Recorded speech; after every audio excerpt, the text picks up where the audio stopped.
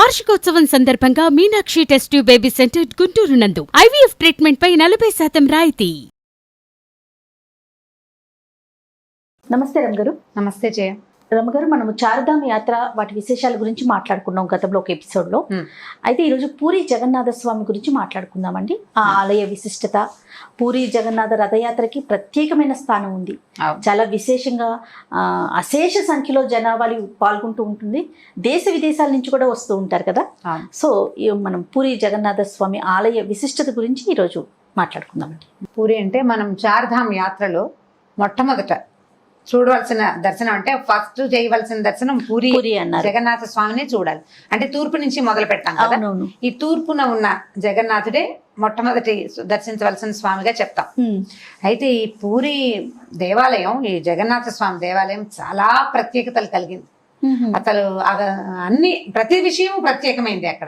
అక్కడ ఉన్న స్వామి ప్రత్యేకం, ఆ జగన్నాథుడే ఒక ప్రత్యేకమైన వాడు, ఆ దేవాలయం ప్రత్యేకత, అక్కడ ఉన్న వంటశాల ప్రత్యేకత, ఆ రథం ప్రత్యేకత అసలు ఎక్కడా లేదు ప్రపంచంలో అలాంటిది.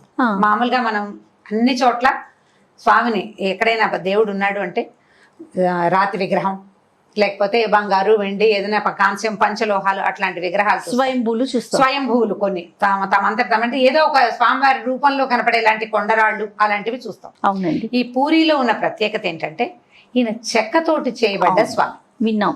చాలా ప్రత్యేకమైనది. పైగా ప్రతి చోట ఎక్కడైనాను భార్యా సమేతుడైన విష్ణువుని మనం చూస్తాం. భార్యతోటి, లక్ష్మీదేవి రకరకాల రూపాలతోటి విష్ణుమూర్తిని. ఇక్కడైనా అన్నయ్య చెల్లెలుతోటి కలిసి ఉంటాడు. అన్న చెల్లెలు, విష్ణుమూర్తి ఆయన అన్నయ్య, ఆయన చెల్లెలు. పైగా ఈ విష్ణుమూర్తి అంటే విష్ణుమూర్తికి అన్నయ్య చెల్లెలు లేరు మన కథల ప్రకారం. మనకెవరు తెలుసు? కృష్ణుడికైతే అన్న చెల్లి ఉన్నారు, బలరాముడు సుభద్ర కదా. అయితే ఇక్కడ ఈ జగన్నాథుడు అంటే శ్రీకృష్ణుని అవతారమే ఈ జగన్నాథుడు అని చెప్తారు. జగన్నాథుడు అంటే విశ్వానికే ప్రభువు అని, జగత్ నాథుడు అంటే జగత్తుకి మొత్తం ప్రపంచానికి ఈయనే ప్రభువు. ఈయన తన అన్నయ్య అయిన బలభద్రుడు అంటే బలరాముడు అని చెప్పుకుంటాం కదా, సుభద్ర ఆయన చెల్లెలు, వీళ్ళిద్దరితోటి కలిసి ఉంటారు. వీరు నివసించే ఈ ప్రదేశాన్ని నీలాచలం అని చెప్తారు. ఆ ప్లేస్ నీలాచలం.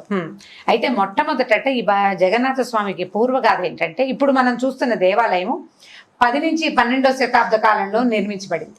10వ శతాబ్దంలో మొదలుపెట్టి ఒక తాతగారు, ఒక రాజుగారు తాత మొదలు పెడితే మనవడు పూర్తి చేశాడని చెప్తారు.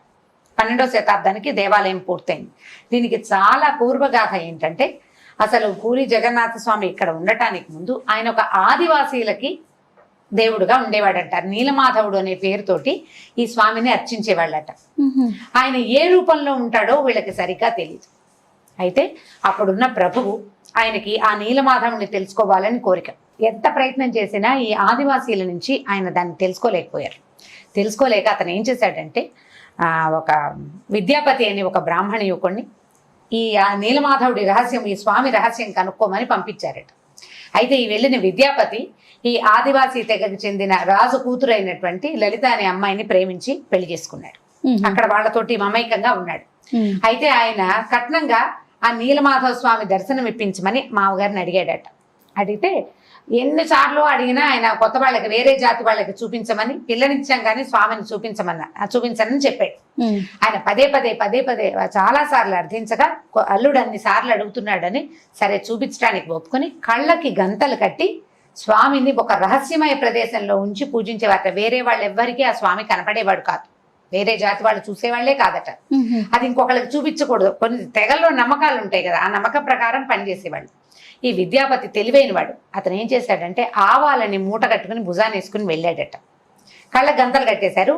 ఆవాలు దారి వెంబడి జార విడుస్తూ వెళ్ళాడు. స్వామిని దర్శనం చేశాడు, తిరిగి వచ్చేసాడు.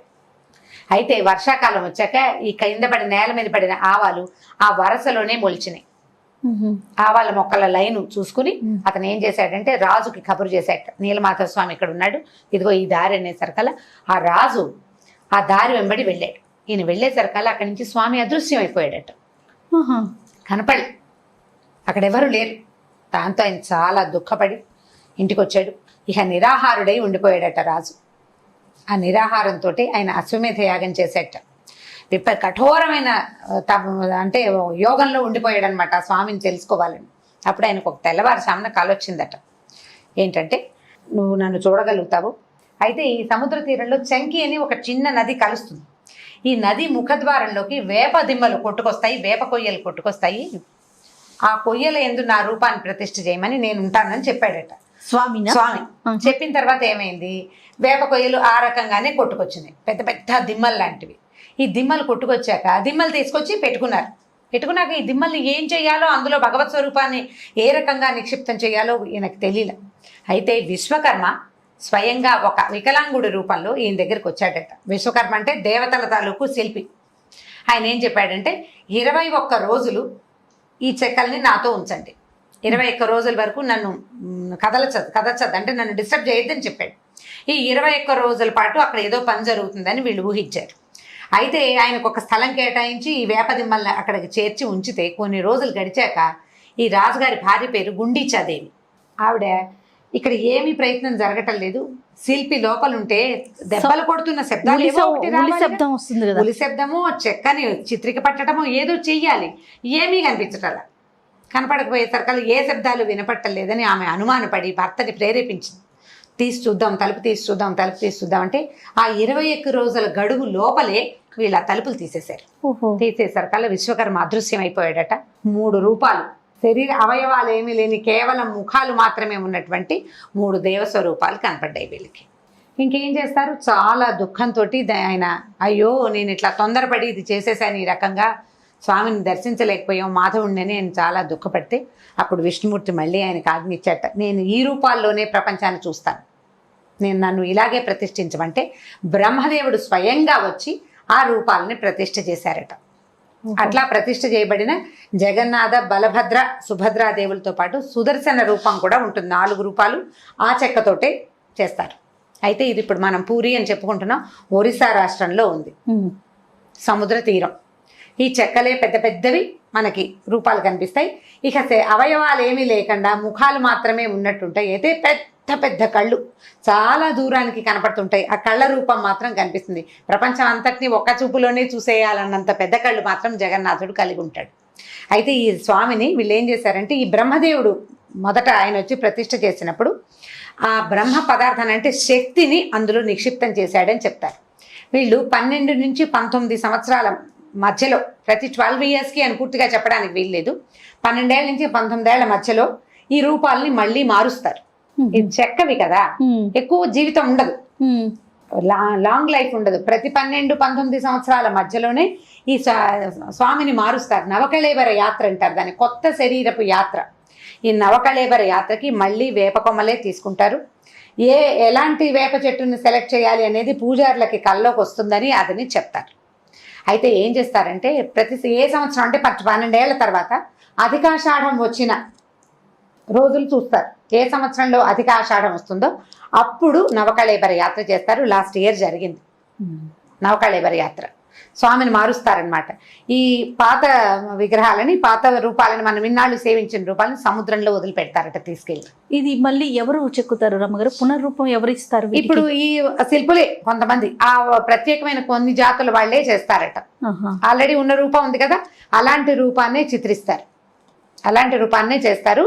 అప్పుడు ఏం చేస్తారంటే ఈ బ్రహ్మ పదార్థం, ఈ మొదట ప్రతిష్ఠింపబడిన వాటిలలో ఉన్న బ్రహ్మ పదార్థాన్ని కొత్తగా స్థాపించబడుతున్న రూపాలలోకి మార్చడం, బ్రహ్మ పదార్థాన్ని ఇందులోకి మార్చడం అనేది ఒక ప్రత్యేకమైన పూజట. అది చాలా రహస్యంగా కొంతమంది పూజారులే చేస్తారట. సో ఆ పూజా విధానం అవలంబించి అప్పుడు మళ్ళీ మార్పు చేసి మనకి ప్రజలకు చూపిస్తారనమాట.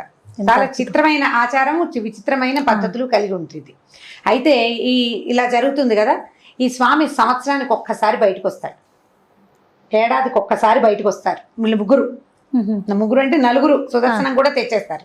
అయితే ఈ ఏడాదికి ఒకసారి వస్తారు కదా, ఈ ఏడాదికి ఒకసారి మామూలుగా మనకి ఏ దేవాలయంలోనూ మూల విరాట్టు బయటికి రాడు. మూల విరాట్టు లోపలుండి ఉత్సవాలను మాత్రమే మనం ఊరేగింపుకు తెస్తారు. జగన్నాథుడు మాత్రం స్వయంగా బయటకు వచ్చేస్తాడు. ప్రతి ఏటా వస్తారు. దీని లోపల ఏడాదికి ఒక్కసారి అభిషేకోత్సవం చేస్తారు. అన్ని ప్రత్యేకతలే చూడండి.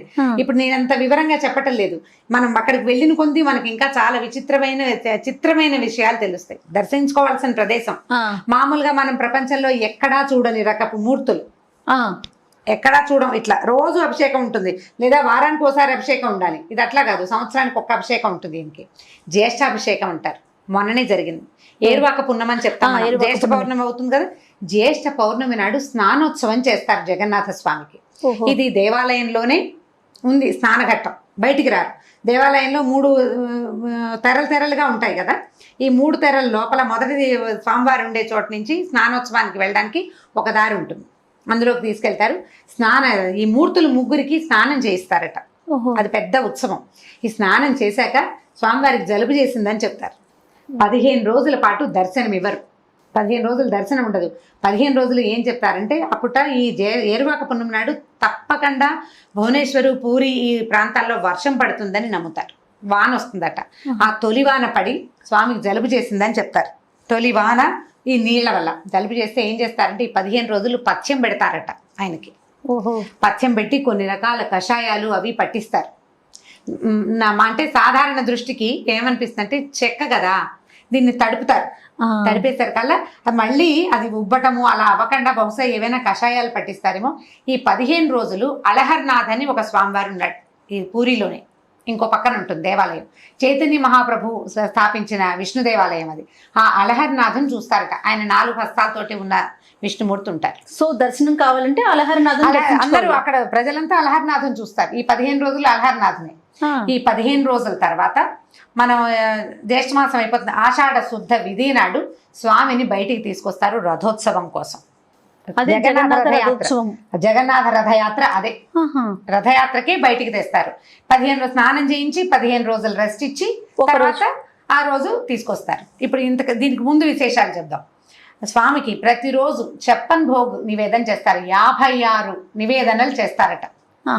పూరి దేవాలయమే 4 లక్షల SFT, 4 లక్షల చదరపు అడుగుల బృహత్తరమైన దేవాలయం అది. అక్కడి నుంచి ఈ పూరిలో ఉన్న వంటశాల ప్రపంచంలోని అన్ని దేవాలయాల వంటశాలల కంటే, మనం పెద్దదిగా చెప్పుకునే తిరుమల కంటే కూడా పెద్దది. తిరుమలలో స్వామికి 16 చేస్తాం, షోడశోపచారాలు చేస్తాం, 16 నైవేద్యాలు పెడతారు, 56 భోగాలు చేస్తారు. ఇక్కడ పూరి జగన్నాథుడికి ఎన్ని రకాలు ఈ చేయగొడీలు, చెక్కలు, మరమరాల ఉండలు, పేలాల ఉండలతో సహా ఎన్ని రకాల నైవేద్యాలు ప్రతిరోజు 56 భోగాలు చేస్తారు. ఇదొక విశేషం. అక్కడి నుంచి ఇక్కడ శివపార్వతులు కూడా ఉన్నారు లోపల. ఈ శివపార్వతులకి అమ్మవారికి ఉత్సవం కూడా జరుపుతారు. ఈ అమ్మవారి ఉత్సవం ఆశ్వేజ మాసంలో చేస్తారు. దుర్గాదేవికి ఉత్సవం ఆశ్వేజ మాసంలో చేస్తారు.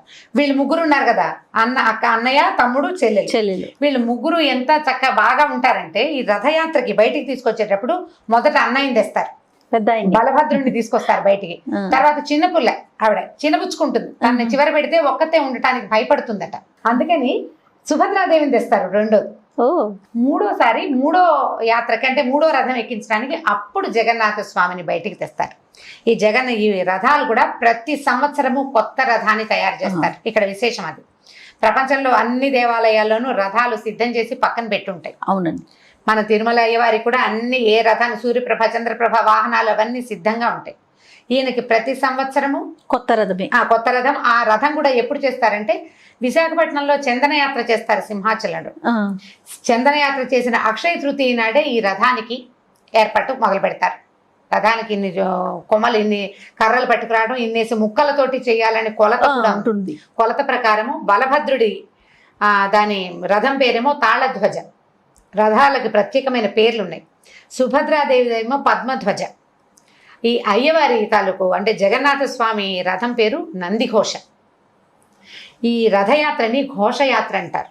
ఈ రథాన్ని పైగా ఈ అయ్యవారిని బయటికి తెచ్చేవాళ్ళు ఉన్నారు కదా, ప్రత్యేకమైన ఆదివాసీ తెగ వాళ్ళు. ఏ నీలమాధవుణ్ణైతే ఇట్లా జగన్నాథ స్వామిగా ప్రపంచానికి తెలియజేశారో ఆ ఆదివాసీ తెగ వాళ్లే ఈ స్వామిని బయటికి తీసుకొస్తారట. ఇంకొక బ్రహ్మాండమైన అత్యద్భుతమైన విశేషం ఏంటంటే, ప్రపంచంలో ఎక్కడా మూల విరాట్టుని సామాన్య మానవులు ముట్టుకునే అవకాశం లేదు. కానీ ఈ జగన్నాథుడిని మాత్రం ఆయన బయటికి తీసుకొస్తే అందరూ ముట్టుకుంటారు. ప్రతి వాళ్ళు ముట్టుకోవచ్చు. ఇక అందులో ఏ భేదము లేదు. దాన్నే సర్వం జగన్నాథం అని చెప్తారు. సర్వం జగన్నాథం అంటే అక్కడ మడి మైల ఏమీ లేదు. అక్కడ పురుళ్ళు మైలలు ఏవి పాటించరు ఆ రోజు. ఎవరైనా పోయిన వాడు కూడా అంటే మామూలుగా వాళ్ళు కూడా వచ్చి జగన్నాథుడిని ముట్టుకోవచ్చు. ఆ స్వామి విశేషమే అదనమాట.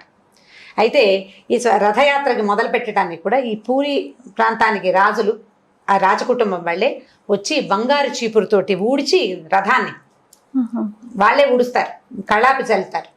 హారతి ఇచ్చాకే రథం కదులుతుంది.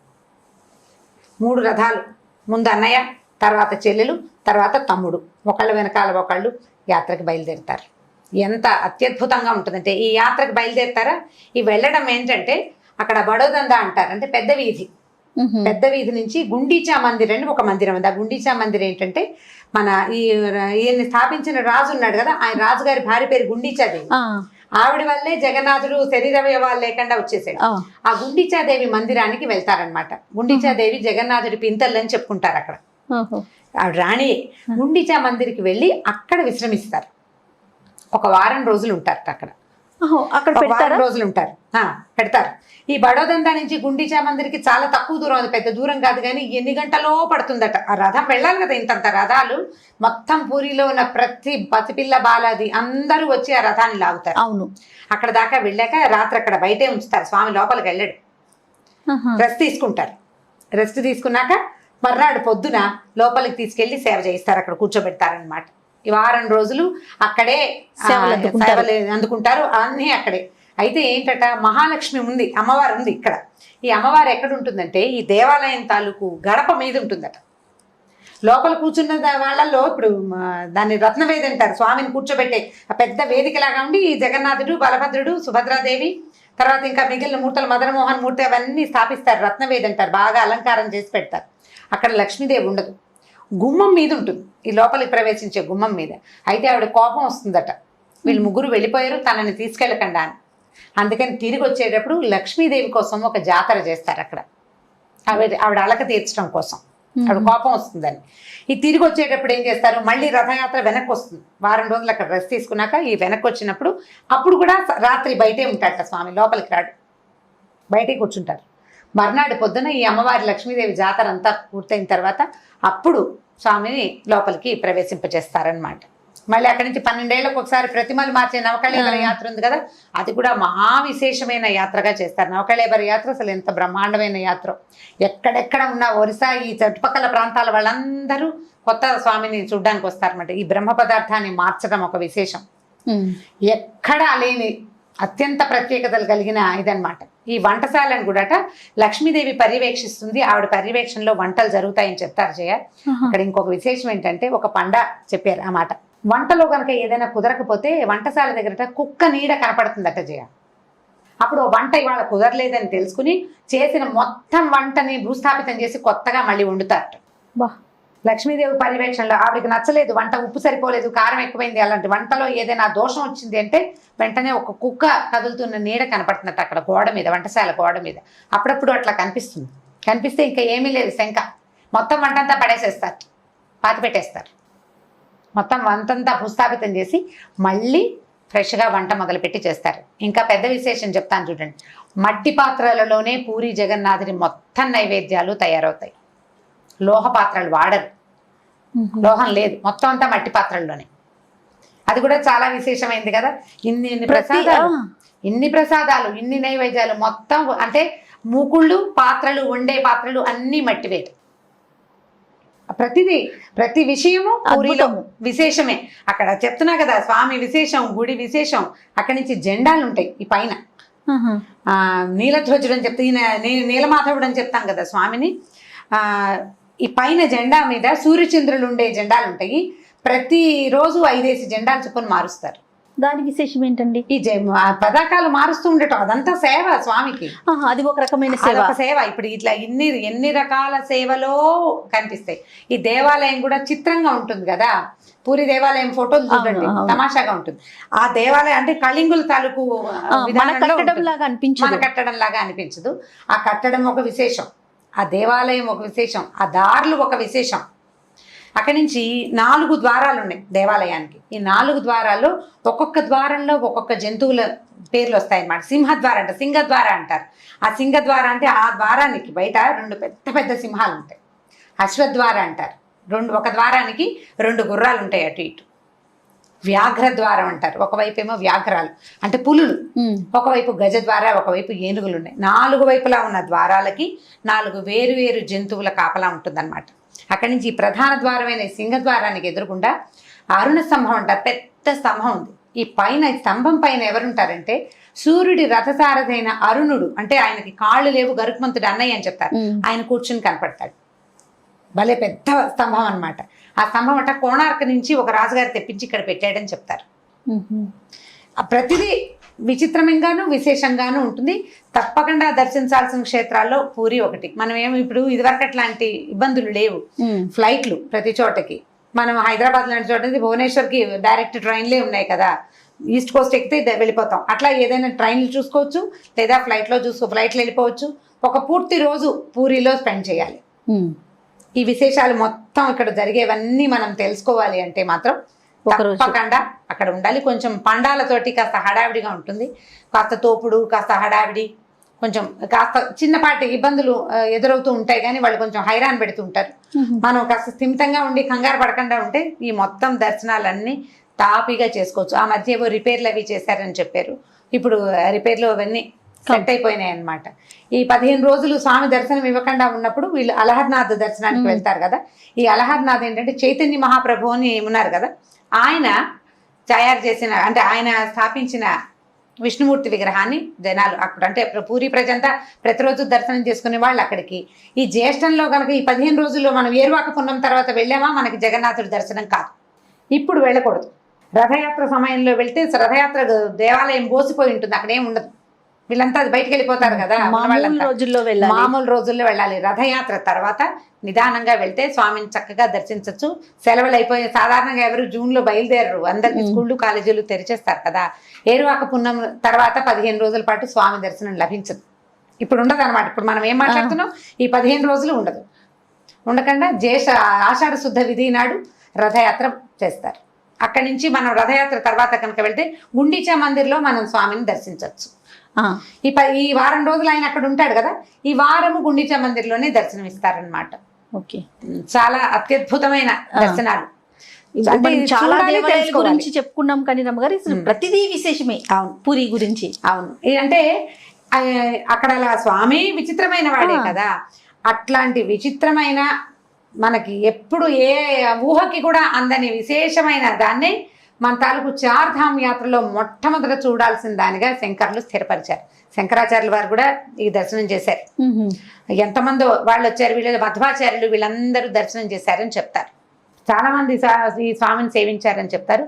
వైష్ణవ సేవా విధానంలో కూడా మంగళాశాసనాలు చెప్పేటప్పుడు ఈ నీలాచల నివాసాయ నిత్యాయ పరమాత్మని సుభద్రా ప్రాణనాథాయ జగన్నాథాయ మంగళం అని తప్పకుండా జగన్నాథుడి సేవని చేసుకోవాలి వైష్ణవులు. అక్కడ వైష్ణవ సేవ నడుస్తూనే ఉంటాయి అన్ని రకాలు. సర్వం జగన్నాథం అంటాం ప్రతివాడు, అంటే మామూలు రోజుల్లో మనం ముట్టుకోలేకపోతాం. రథయాత్ర రోజున అందరూ స్వామిని దర్శించవచ్చు. దర్శనం తప్పదు, దర్శనం కుదురుతుంది, ముట్టుకోవచ్చు కూడా ప్రతివాడు. ఈ బంగారు చీపురుతో ఊడవటము, తర్వాత కళ్ళాపు చల్లటము, అప్పుడు హారతి ఇచ్చి కర్పూరం మన కస్తూరి కళ్ళాపు చల్లుతారట. కస్తూరిని గంధాన్ని నీళ్లలో కలిపి దాన్ని కళ్ళాపు చల్లి హారతి ఇచ్చి అప్పుడు స్వామిని కదుపుతారనమాట. ఆయన ప్రీతి కస్తూరి అవన్నీ ఆయనకి ఇష్టం కదా కృష్ణుడికి. కృష్ణుడే జగన్నాథుడని చెప్తారు. అద్భుతం, వింటుంటేనే ఎప్పుడు వెళ్ళాలా అన్న ఆలోచన వచ్చేస్తుంది. అదే, సో తప్పకుండా అందరూ దర్శించదగ్గ ఆలయం. కేరమ్మ గారు, మరో క్షేత్ర దర్శనంతో మళ్ళీ కలుద్దాం. నమస్తే. ఈ వీడియో కనుక మీకు నచ్చినట్లయితే లైక్ చేయండి, షేర్ చేయండి. మరిన్ని వీడియోస్ కోసం మా ఛానల్ని సబ్స్క్రైబ్ చేసుకోండి.